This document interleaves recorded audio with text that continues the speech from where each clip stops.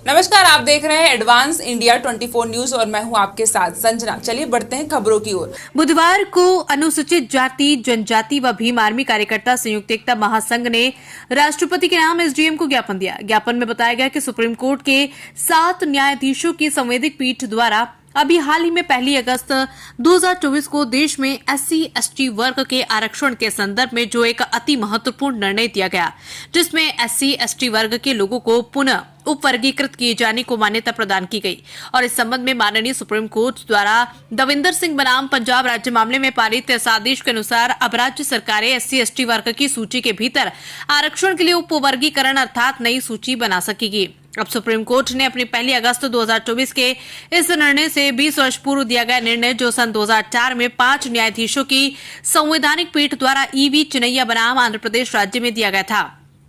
को पलट दिया है, जिसमें SC/ST वर्ग के भीतर किए जाने वाले वर्गीकरण को मान्यता देने से इनकार कर दिया गया था और यह भी कहा गया था कि सुप्रीम कोर्ट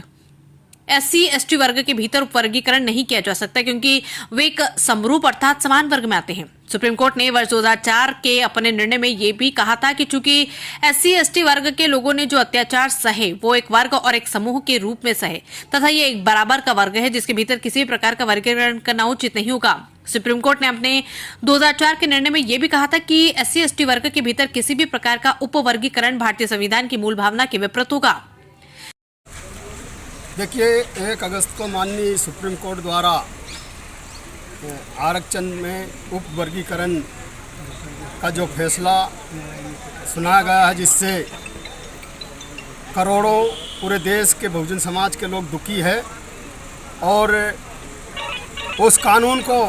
उस माननीय सुप्रीम कोर्ट के न्यायालय को वापस संविधान जो 2 साल 11 महीने